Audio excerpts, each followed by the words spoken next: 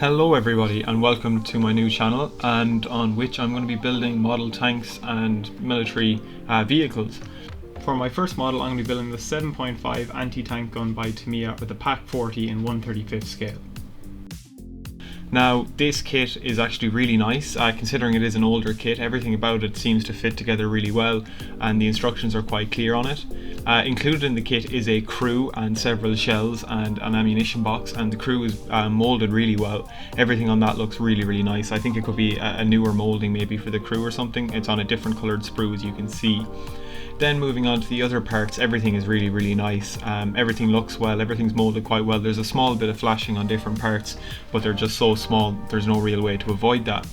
The instructions are another really nice thing in this kit. Everything is put together really nicely, and it gives you a bit of history on the gun as well.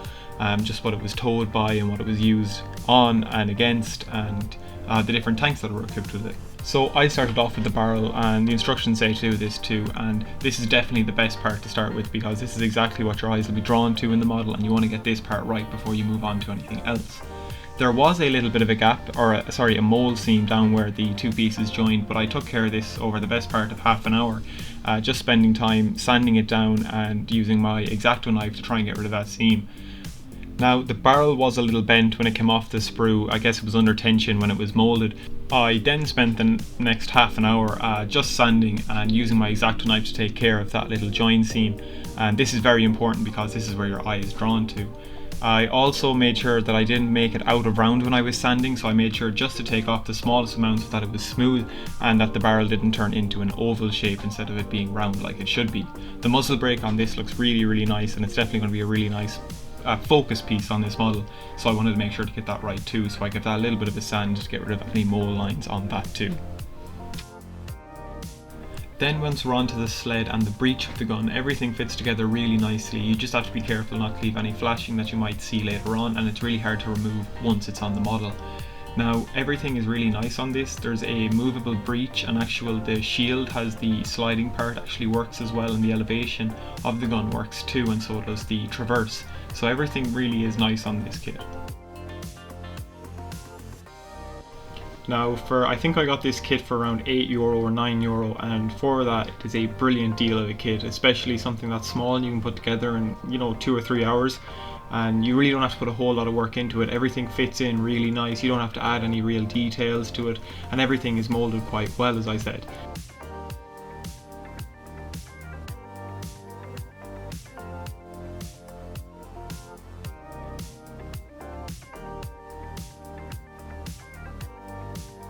So here I'm assembling the gun shield, and as you can see there's a small third little bit there in the middle. You can see the round part poking up, and that can actually move up and down with the gun. So when you elevate and depress the gun, that moves too, and that's really nice because it means you don't have to glue down anything on the model. The whole thing actually moves like it should, and this is really good if you want to make a diorama out of it and you don't know what position the gun is going to be sitting in.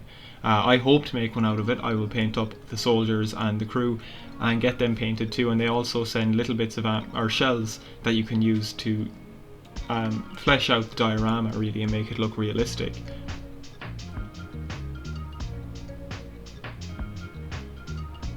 So here you can see also the toe arms or the stabilizers.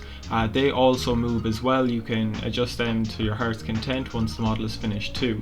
Now here I'm cutting out the wheels, and the wheels were actually quite nice. They're all made of plastic and they've got this really nice look to them, perfect to what they look like in real life, and it's really nice. I didn't add any damage on yet, but I did do a little bit before I started painting it, just taking a few chips out of it just to simulate some road wear on those rubber bits of the tyre.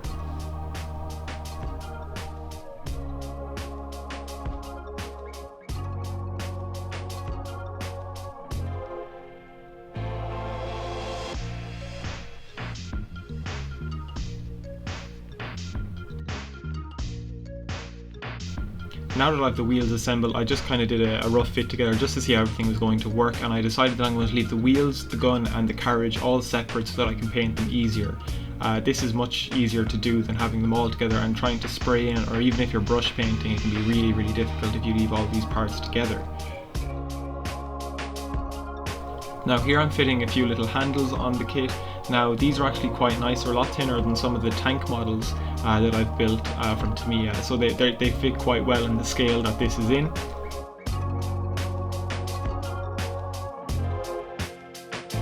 Now here is the travel latch. I decided to put mine in the not used position, so as in the gun was ready to be fired and it was in position.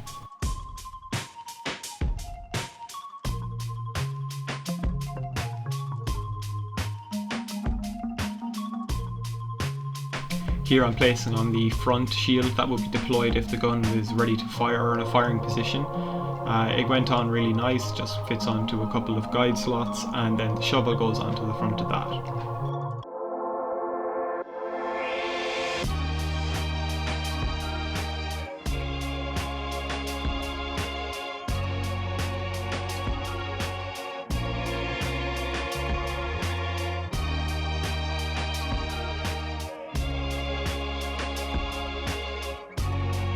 So now you're about to see some shots of the completed model. I left mine in 4 parts. I left the 2 wheels separate and the gun and the carriage separate so I can paint them easier in the next video. So if you want to see me painting this model, make sure to like and subscribe, and I hope to see you next time. Thanks for watching.